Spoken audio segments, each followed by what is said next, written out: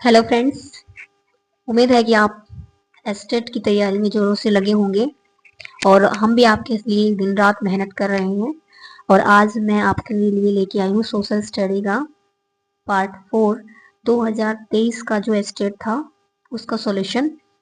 Question number 91 है, निम्न में से कौन सा युग्म सही सुमेलित नहीं है। ठीक है, सही सुमेलित नहीं है पढ़ने के लिए कौन सा सुमेलित नहीं है, तो आपको पता होना चाहिए कि कौन सा जो विभाग है वो किसके समय में था और किसने उसको शुरू किया था और वो किस लिए था। ठीक है, तो मैं आपको विद एक्सप्लेनेशन सभी ऑप्शंस के बारे में बता देती हूँ ताकि आपको ये आइडेंटिफाई करने में मुश्किल ना हो कि यहाँ पे कौन सा गलत है। तो सबसे पहले हम देखते हैं दीवाने अर्ज। दीवाने अर्ज जो है ये लिया गया था ये गियासुद्दीन बलबन के टाइम पे। ठीक है, जो बलबन थे उसके टाइम पे जो है ये हुआ करता था। और उसके बाद दीवाने अर्ज होता क्या था, दीवाने अर्ज जो है एक मिलिट्री डिपार्टमेंट था। ठीक है, मिलिट्री डिपार्टमेंट था गयासुद्दीन बलबन के टाइम पे। तो अब यहाँ देखो ऑप्शन में है इल्तुतमिश, तो आपको राइट तो मिल गया ऑप्शन, ये ऑप्शन 1 जो है आपका राइट हो जाएगा। लेकिन उसके बाद दीवाने मुस्तकराज ये सही है, इसका मतलब अलाउद्दीन खिलजी ही रहेगा इसका आंसर। लेकिन आपको पता होना चाहिए कि दीवाने मुस्तकराज होता क्या था, ये था रेवेन्यू डिपार्टमेंट। ठीक है, रेवेन्यू डिपार्टमेंट मतलब ऐसा डिपार्टमेंट जो कर जो होता है वो इकट्ठे करता है, उसको हम बोलेंगे दीवाने मुस्तकराज। अलाउद्दीन खिलजी के टाइम में ये हुआ करता था। दीवान ए कोही, दीवान ए कोही क्या होता है, ये मोहम्मद बिन तुगलक के समय में था। लेकिन ये होता क्या है, ये होता है कृषि संबंधी एक डिपार्टमेंट था, यानी कि एग्रीकल्चर संबंधी डिपार्टमेंट था कि कृषि क्षेत्र को कैसे बढ़ाया जाए। उसके बाद नेक्स्ट है दीवान ए खैरात। खैरात देखो मुस्लिम समय में, यानी कि जो खैरात का अर्थ होता है किसी को बांटना। ठीक है, मतलब कुछ पैसे वगैरह कुछ दान करना, खैरात होती है। तो फिरोज शाह तुगलक के समय में जो एक डिपार्टमेंट हुआ करता था जिसमें बच्चों के लिए, यानी कि बालकों जो बालक होते हैं उनके लिए और जो विधवा महिलाएं होती हैं उनके लिए वेलफेयर का काम किया जाता था, उनकी भलाई के लिए काम किया जाता था। तो इस डिपार्टमेंट को कहा जाता था दीवान ए खैरात। ठीक है, यानी कि महिला और बाल विकास मंत्रालय जो आज हमारा है, ऐसे ही फिरोज शाह तुगलक के टाइम पे एक दीवान ए खैरात हुआ करता था जिसमें महिला जो विधवा महिलाएं होती थी और जो बच्चे होते थे उनके लिए काम किया जाता था। ठीक है, को पुराणों में सर्व क्षत्रांतक कहा गया है। ठीक है, निम्न में से किस शासक को पुराणों में सर्व क्षत्रांतक कहा गया है, तो इसका आंसर हो जाएगा आपका ऑप्शन नंबर 4 महापद्मनंद। ठीक है, महापद्मनंद को सर्व क्षत्रात्मक कहा गया है। इसको जो है सेकंड परशुराम यानी कि द्वितीय परशुराम या एकार्थ, ठीक है, ये भी अभी इनको कहा जाता है। ठीक है, क्योंकि एस्टेट इसी थ्योरी पे काम करता है, वो क्वेश्चंस रिपीट करता रहता है, ऑप्शंस के क्वेश्चन बनाता रहता है। अगर आपने 4-5 साल के पेपर सोल्व कर लिए तो मैं आपको ये श्योरिटी दे सकती हूँ कि आप आराम से मतलब इजीली एस्टेट क्लियर कर पाएंगे। कॉलम 1 और कॉलम 2 में सही जोड़े का चयन कीजिए। ठीक है, आपको सही जोड़ा जो है वो चयन करना है। ऑप्शन जो मैच कर रहा है पार्ट और बाकी 3 जो है गलत है, तो उनके भी मैं आपको आंसर बता देती हूँ अभी।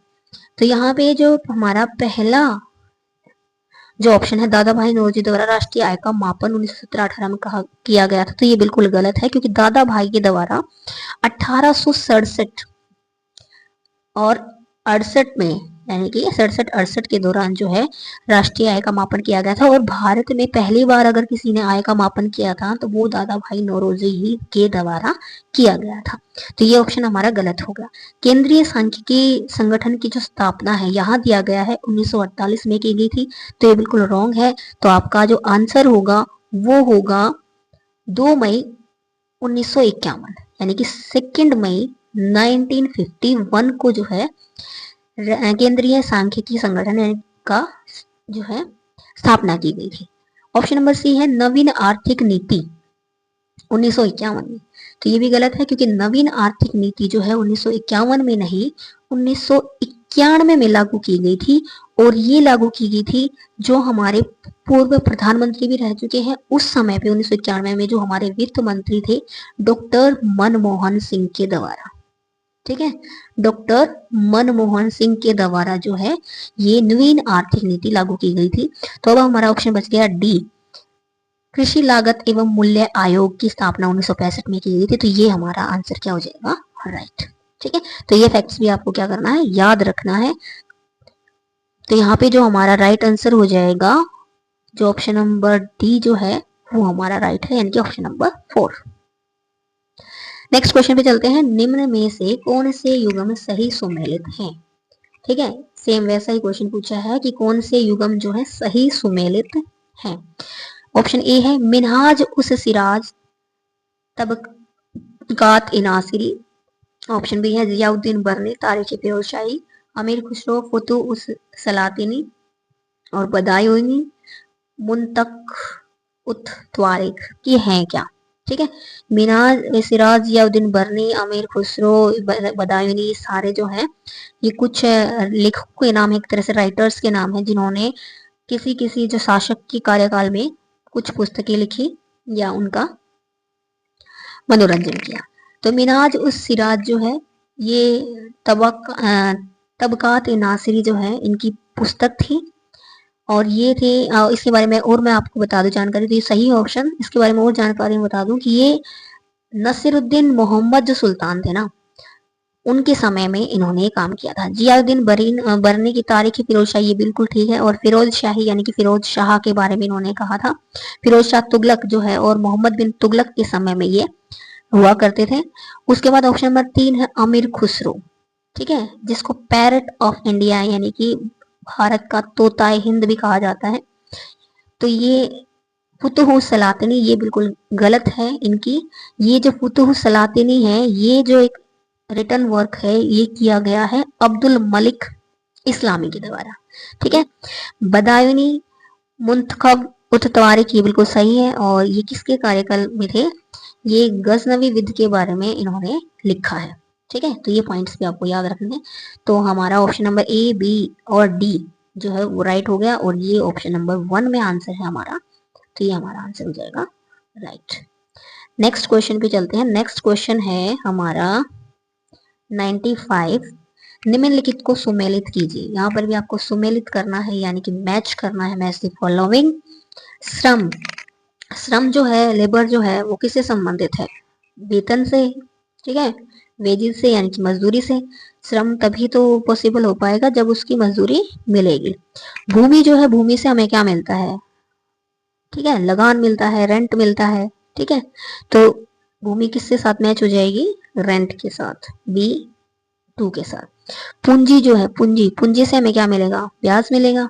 ठीक है, उद्यमशीलता, जब एंटरप्रेन्योरशिप बनेगी तो हमें क्या मिलेगा, लाभ मिलेगा, प्रॉफिट मिलेगा। ऑप्शन नंबर 3 हो जाएगा, वो आपका हो जाएगा राइट। तो उम्मीद है आपको सभी फैक्ट समझ में आ रहे होंगे। 96 है, लोकतंत्र की आलोचना में किसने कहा कि उदार या पतला लोकतंत्र राजनीति के बारे में बढ़ती संशय और सार्वजनिक संस्थानों की पंगुता में योगदान दे रहा है। ऑप्शन है बेंजामिन बार्बर, सी राइट मिल्स, बर्नार्ड क्रिक, जे रूसो। ठीक है, तो इसका आंसर हो जाएगा आपका बेंजामिन बार्बर। तो ऑप्शन नंबर 1 आपका हो जाएगा correct. Institution for rural financing, तो वो है हमारी संस्था नाबार्ड। ठीक है, नाबार्ड ऑप्शन नंबर 2 आपका हो जाएगा राइट आंसर। अब नाबार्ड जो है उसकी फुल फॉर्म देख लेते हैं, उसके बारे में जान लेते हैं कि है क्या, क्योंकि इससे रिलेटेड क्वेश्चन भी पूछा जा सकता है। तो नाबार्ड की जो स्थापना हुई थी वो 1982 में की गई थी। ठीक है, इसकी जो फुल फॉर्म है national bank for agriculture and rural development. ठीक है, ये इसकी फुल फॉर्म है। उसके अलावा हम आईडीबीआई के बारे में भी जान लेते हैं। आईडीबीआई क्या है, आईडीबीआई का मतलब है industrial development bank of India, और इसकी स्थापना हुई थी 1964। जैसे कि अब नाबार्ड के बारे में पूछा गया है, नेक्स्ट आईडीबीआई के बारे में पूछ सकते हैं। सिडबी क्या है, small industrial development bank of India, और इसकी स्थापना हुई थी 1990 में। ठीक है, जो नाबार्ड है उसकी स्थापना हुई थी 1982 में। उसके बाद Haryana state cooperative agriculture and rural development bank, इसकी स्थापना हुई थी 1 नवंबर 1966, यानी कि जिस दिन हरियाणा बना था उस दिन ही Haryana state cooperative agriculture and rural development bank limited की स्थापना हुई थी।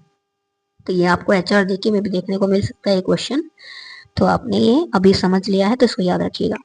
जब खेतों में करने के लिए कोई काम न हो और लोग नौकरी की तलाश में नगरीय क्षेत्रों की ओर जाते हैं, इस प्रकार की बेरोजगारी कहलाती है संरचनात्मक, छिपी बेरोजगारी, मौसमी बेरोजगारी या फिर चक्रीय बेरोजगारी। ठीक है, तो इस तरह की बेरोजगारी को हम कहेंगे मौसमी बेरोजगारी, यानी कि सीजनल, क्योंकि गांव में काम नहीं है तभी तो शहर की तरफ जा रहे हैं, तो मौसमी बेरोजगारी। ऑप्शन नंबर 3 आपका राइट आंसर हो जाएगा। नेक्स्ट क्वेश्चन पे चलते हैं। निम्नलिखित में से कौन से युग्म सही सुमेलित हैं? ठीक है, सही सुमेलित पूछा है, यानी कि कुछ गलत भी होंगे। सबसे पहले है अशोक, मिनिंदर, कनिष्क और हर्ष। ऑप्शन दिए गए हैं, अशोक मैच कर रखा है यहाँ पे निग्रोध से, मिनिंदर नागसेन से, कनिष्क महाकश्यप, हर्ष वेनसांग। अब ये देख लीजिए कि आप ये किसके साथ क्या मैच करने वाले हैं। अब इधर कुछ शासकों के यानी कुछ राजाओं के नाम दे रखे हैं और इधर जो है ये सभी बौद्ध जो बौद्ध धर्म का प्रचार करने वाले हैं उनके नाम है। ठीक है, बौद्ध जो मॉन्क है उनके नाम है। तो यहाँ पे जो दे रखा है, इन बौद्ध मॉन्कों ने, इन साधुओं ने इन राजाओं को बौद्ध धर्म अपनाने में इनको शिक्षा दी थी। ठीक है, तो अशोक जो है निग्रोध, मिनेंडर जो है वो नागसेन, कनिष्क जो है महाकश्यप, ये गलत है। तो यहाँ पे कनिष्क जो है उसको अश्वघोष के द्वारा बौद्ध धर्म अपनाया गया था, यानी कि अश्व जो घोष थे वो इनके बौद्ध गुरु थे जिन्होंने इनको बौद्ध धर्म अपनाने के लिए प्रेरित किया, या जिनके द्वारा, जिनके कहने पर इन्होंने बौद्ध धर्म अपनाया। उसके बाद हर्ष जो है वो ह्वेन सांग, जो एक चाइनीज बुद्धिस्ट मॉन्क थे, उनके प्रभाव में आकर उन्होंने बौद्ध धर्म धारण किया था। ठीक है, तो इन फैक्ट्स को भी याद रखना है। अश्वघोष और हर्ष ह्वेनसांग। ठीक है, तो यहाँ पे जो आपका गलत ऑप्शन है वो ऑप्शन नंबर सी हो जाएगा। तो राइट कौन से हैं? ए बी डी सही पूछे हैं, तो A B D option number 2 में है, तो ऑप्शन नंबर 2 आपका राइट हो जाएगा। नेक्स्ट क्वेश्चन पे चलते हैं। किसने माना कि संप्रभुता की धारणा को राजनीतिक सिद्धांत से हटा दिया जाना चाहिए? Option number 3 H.J. लास्की ने कहा था कि संप्रभुता की धारणा को राजनीतिक सिद्धांत से हटा दिया